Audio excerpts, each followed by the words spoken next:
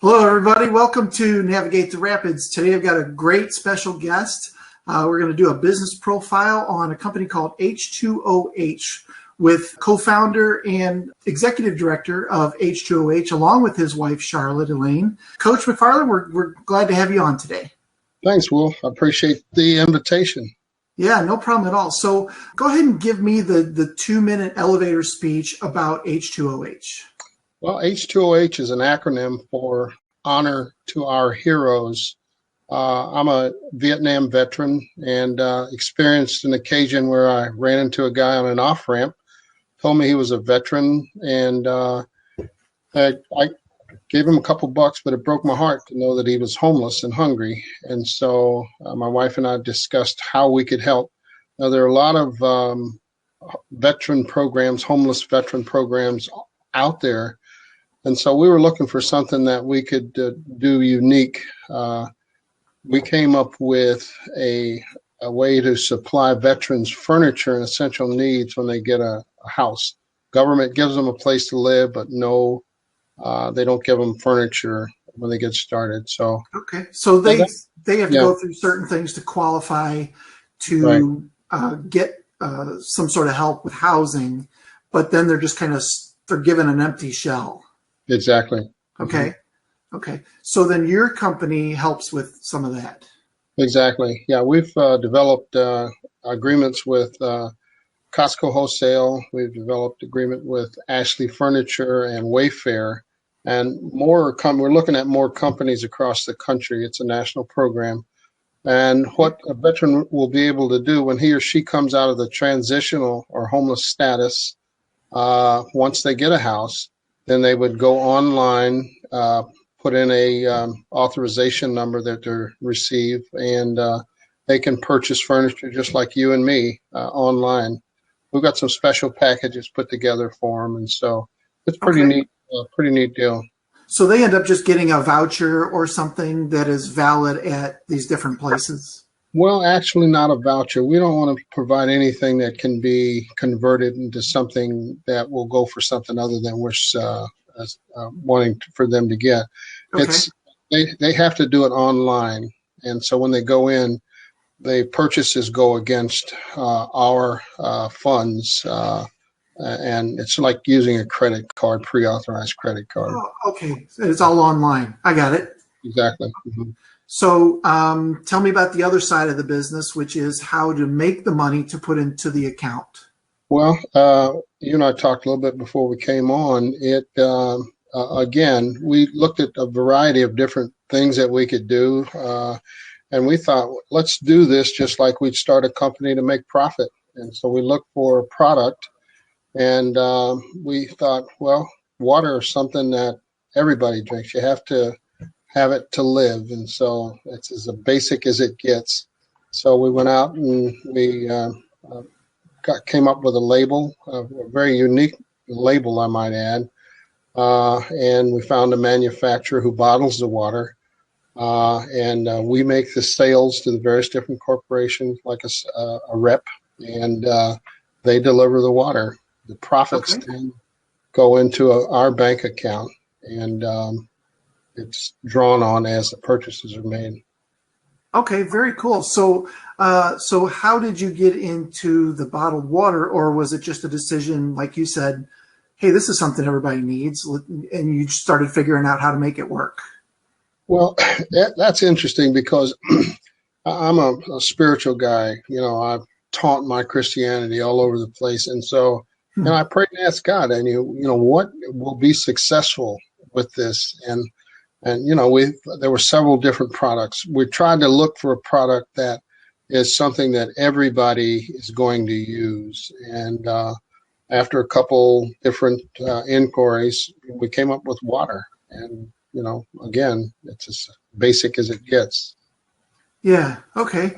Well, very interesting. So I know that you had a little bit of trouble when you first started off with trying to figure out how to get the bottled water. Tell us a little bit about that. Well, and it's really important, that aspect of any business is who you get into relationships with. I mean, we got into a relationship with a company that served our national need for distribution, but the company turned out not to be, in my opinion, very ethical. I mean, some conversations that we had kind of shadowed that, and ultimately the relationship broke down after almost a year of engaging this company. Work that we had done, and now we find ourselves without a bottler. Good friend of mine, we started to look around and do some research on the internet, and we came up with this company, Premium Waters. I want to make sure everybody knows about them. They're a great company, great bunch of people to work for or with. And so they bottle our water. They're out of Minneapolis, Minnesota. Okay. Yeah. Mm-hmm. Okay. So you started doing business with them, and so they're bottling all the water for you. Yes. Mm-hmm. Are they putting your labels on and all that kind of stuff? Are they doing pretty much everything? Yeah, everything at this point. Okay. Now, and that's another consideration that people in business are going to have to make about how to maximize profit margins. And right now we are in a relationship where we actually don't do anything. We receive a small amount on each case that's sold, but of course they're doing all the labeling. They set it all up. They're doing all of the delivery. They're negotiating contract, and so. But ultimately, what we want to do, and we're getting involved in that now, is purchasing the water outright. And as funds grow, that's what we'll do. We will purchase and then provide our own logistics channels. And so, okay, yeah. And the purpose of that is to increase your margins. Exactly. Mm-hmm. Yeah. Okay. All right. Well, this is a marketing kind of show. So, what has been kind of your biggest challenge when it comes to landing new leads or new sales? Well, the purpose is one that's pretty much embraced without too much question. So from that aspect, we're not having a lot of problems. The problems that we have, and all companies with new products are going to have, particularly if they are competing products in the marketplace, is getting into the store. You will be able to talk to a manager, a category manager, and you'll send samples or deliver samples or whatever. But then the hard part becomes what makes your product any more beneficial to our product line than the ones that we have. And so for most products, and with ours, to be very honest with you, you're going to meet that challenge. But it's again, with what we're trying to do, or what we're doing, our challenge is a little bit less than, say, somebody who's selling widgets and there are other widgets in the marketplace. Right. You've got a great unique selling point, which is great. Yeah. So what about, have you come across any marketing campaigns that have really scored big time, or are you kind of still early in the game with that? Well, and yeah, the latter is true. We're kind of early in the game, but to be very honest with you, word of mouth for us has been huge. We've got a social media partner, Karen Fox, Karen the Connector. She is awesome. She's put us out on Facebook, and she's got us out on Twitter and a bunch of things. And our request is that you simply tell the world about what we're doing. And so it's working for us. We are in all of the Schnucks stores, including the Illinois and Indiana locations, and the product's doing very well. We just made a contact with Quick Trip, CVS, and we're believing we're going to be going into these accounts pretty quickly. Wow, that's pretty cool. Yeah. That's really good. So, is Quick Trip national, or are they kind of Midwest, or? Well, they have a national reach, but their focus is in the Midwest and Eastern region. And that's a great question, because when you have a product, people, you really want to know the customer that you have, whether they are national or regional. And we've kind of been selective at this point because our carrier is regional and more Eastern based distribution Okay. than that's what we have right now. So that's where our focus is, on companies that have large distribution channels in these areas. Okay. So getting something out to Washington State or something might be a little bit more of a challenge. Right. Might bring up some other issues for you, that maybe you need to get a different distributor or warehouse, or lots of different options, I guess. Right. Mm-hmm. Yeah, and that's all all of those things we're developing right now. We're looking at some companies that do logistics on a national basis. Okay. And what that would entail is allowing a company to pick up the product. In other words, they would in fact go and get the product, and then they would distribute it in the distribution centers around the country, thus eliminating the things that we're suffering from right now, not being able to get out west. Right. The message is the same. We've got veterans that are homeless. In fact, California just did an emergency bill for the homeless population out there, period. And so a large percentage of those people are veterans. And so, we're believing that, we'll expand this thing across the country in pretty short order. Yeah. Wow. That's terrific. So tell me, what was one of your worst marketing ideas that almost kind of sunk your ship? Well, from a marketing standpoint of view, I can't say that we have much experience in other areas. Right now, we are doing some negotiating with an agency to do the traditional advertising, the additional marketing. And so money, I guess, is going to be, but that's not a bad idea. It's just that we don't have a lot of it right now. It's building. Yeah. To answer your question, well, I'd have to think the worst was the relationship with the company that ultimately we broke away from. And so, but from a marketing standpoint, we're still pretty new in the game. And Okay. we're inviting anybody who sees this podcast or tells somebody who sees this podcast, or, in fact, let people know we're inviting recommendations, suggestions, contributions, anybody that can help with this. All of us are affected by veterans. And so, rather than being able to give you something, we're asking you to give us whatever it is in terms of, recommendations or contributions that can be made. Right. And those contributions and help all go to letting them have furniture and beds and tables and chairs and refrigerators and all that kind of stuff. Exactly. And let me break down the way we're set up. We're a nonprofit, 501c3. Okay. But our business is about the same things that possibly people on this pod are interested going into business. Any corporation, our business is about making money. Right. Just how we distribute that money is going to be maybe a little bit different from, say, other corporations. But 90% of the profits that come into this company go out to provide, to meet the need that you just talked about. Everybody needs a refrigerator to store. Yeah. Everybody needs a bed to sleep on. And so, we just want to give them a start.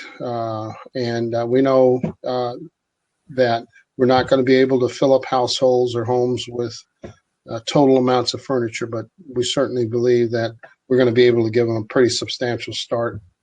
Yeah, that's terrific. So my next question is about money, which is what we were just talking about. If money were no object, what would be kind of the craziest marketing stunt or something that you would launch?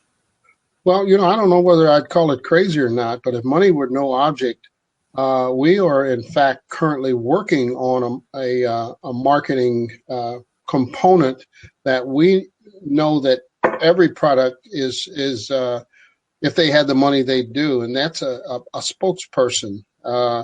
We wrote a song, came from a poem that was inspired by a graveyard visit called My Freedom Is Not Free. And essentially what it is, it reflects on the lives of the men and women that are lost in a war that they number the hundreds of thousands. And so the song is My Freedom Is Not Free. We've run it by some local producers, and they say it's a great song. The lyrics, the main chorus is the loss, the cost, the sacrifice. It means my freedom is not free. We're currently working with a large, in fact, it's an international agency to see if we can't get Brad Paisley to sing this song.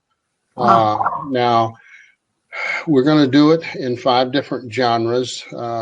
Carrie Underwood will do the female version on the country western. Lionel Richie, the R&B version. We're really close to him. David Sanborn, the jazz version, and LL Cool J. We're trying to reach out to him to do a hip hop version.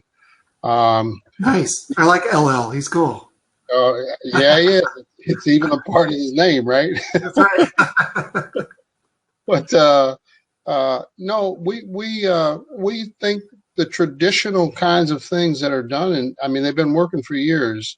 Television, although there's a ton of channels now, if you position these ads in the right places and the right people see them, then they're going to generate purchases. How cool would it be, for example, to have a picture of Carrie Underwood on display, encouraging people to buy your product? The proceeds going to to house veterans, and so. And then we've got some relationships. I was an NFL agent. I don't know whether you even knew this or not, for 12 years. And my son came out of high school, football player. He got hurt, but I was an agent for 12 years. I had a couple people who I'm not going to mention on air, but I've got some relationships over in the NFL. I've also got some relationship with Major League Baseball. A couple contiguous relationships with the NBA, but I've got a great relationship with NASCAR. I owned a company that was associated with them in the past, and so those are other channels. If I don't, if I'm not encumbered by money, those are places I'm going to get on airplanes and go and talk to these people and let them know, what we want them to do. So, those are terrific. So let's talk about you mentioned football and NASCAR and stuff. Mm-hmm. Who ultimately is your target audience? I mean, I know that ultimately it's veterans, mm-hmm. but since it's the bottled water is really the vehicle to get to the veterans, mm-hmm. who is your target audience? Well, and see, that's a question that I mean, everybody. Because all of us need water. When you talk about those kind of relationships, at any given NASCAR event, you're talking about 250,000 people. And right. The Cardinals, for example, are hometown champs. They drew 3 million people. I mean, how cool would it be to be able to advertise during ending breaks over television or on the radio? And so... Right. And we're hoping there's a thing, and it's something that if you've got a product that a lot of people may or may be interested in, called PSAs, they're public service announcements. Anytime a product that you may be marketing is going to benefit the community, then there's chances that you'll get people to work with you to do public service announcements, and those generate a lot of interest. But that money, you get that money, and there's a bunch of things that you can do. And we're moving in that direction. That's terrific. So, how could people find more about H20H? And you know what? I don't even know that did you mention what H20H meant? Well, I did, but I'll do it again. Okay. H2OH is an acronym, but H2O, as we all know, is water. Right. Okay, so we were again blessed enough to be able to trademark that name. Of course, we use it in conjunction with an H, which is in parentheses, and it means honor to our heroes. And of course, that's in reference to veterans. And how do you find out about it? Probably the very best way, and something that almost everybody has access to, is the internet. Our website, thank the young man who's interviewing me here today, who built the website, and I've been getting some awesome response about how great it is. It's a very dynamic but simplistic. It tells the message that can be found at H2, the numeric, OH.US. Okay. H2OH.US. And just search honor to our heroes on Facebook, and it comes up pretty quickly as well. Got some pretty dynamic stuff out there. A lot of people have responded with their personal stories, with just all kinds of good stuff. It's a great place. You can have a lot of fun out there, and a lot of people are giving a lot of commemorative kinds of response out there. So, Okay, yeah. nice. That's good. So, what if somebody is interested in finding out more about perhaps putting the water at their locations or something like that? How should they get a hold of you? Well, I'm going to give you my telephone number. I mean, it's one. I'm the principal in the company at this point. We're growing, but I'm doing all of the business at this point. Sure. We're in St. Charles, St. Louis area, and it's area 314-458-7585. That's 314-458-7585. And my name is Coach McFarlin. I'm referred to. My name is Doug. And so, yeah, feel free to pick up the phone, or you can email me, which is another way, at vet, short for veteran, VET, at H, numeric 2, OH.US. And you can text me at that phone number, or you can call me at that number, or again, vet at H2OH.US is my email address. Awesome. Well, hopefully everybody can go out and get some water, or if they don't have it in their area, they're able to do so soon. So you're in all of these Schnucks stores in Missouri, Illinois, and Indiana right now. And hopefully it blows up soon, and you're in CVS and all those other places you mentioned too. So Right. Yeah. That'd be awesome. You know, the emphatic request that I would like to make on this broadcast is just tell other people about it. Certainly, I want you to go out and buy cases of water each time. This is not a promotional item. It's not something that is we're putting out for holidays. We've got Veterans Day coming up here soon.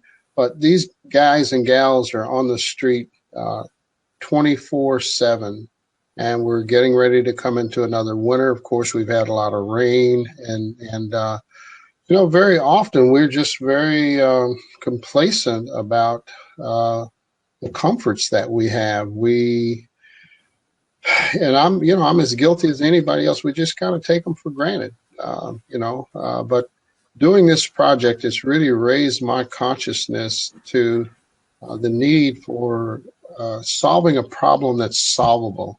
There's a lot of problems in the world, in the country, that we cannot solve. We can contribute to them, but this is one that we can solve. There are a little under 50,000 veteran men and women on the street across the country. And I mean, we fill up college football games with more than that. And so I mean, to me, it's a no-brainer. It's just about telling people about it. And, let's get it. We can get this thing done. We really can. Yeah, I know that on your website, one of the things that really stuck with me was homeless and veteran should not be in the same sentence. Absolutely, absolutely. And I can't. It doesn't get any more basic than that. I'd like to think water is to life as veterans is to freedom, and so Yeah, that's it's pretty basic stuff. It yeah, really is. yeah. Well, listen, Coach, I appreciate you being on today, and hopefully we can help get the word out there, and appreciate you talking about your business and some of the pitfalls and some of the successes, and hopefully there's a lot more successes down the road. Well, we're excited about the progress we've made, and we're believing that we're going to continue to make progress. I mean, guys like you who really played a big part, and I say that in all sincerity. The website that you put out there has played a major role. I mean, everybody. That's another thing in terms of the marketing, and we hit on it briefly earlier. We talk about any company that wants to be successful out here today has to have a website. That's the way that you are evaluated initially. It used to be they'd look for references and things like that. Well, they still do in some cases, but for the most part, if you've got a garbage website or something that is less than professional, you're not going to get a second look. And so first impressions, you can only make them one time. That's right. And so, it's really important. So, yeah. Well, thank you again, Coach, for being on today. I appreciate it, and look forward to hearing more good information about you down the road. Okay. All right. Thank you so much, Will. And Thanks everybody so much. that's online with us. Thank you. All right. Bye-bye.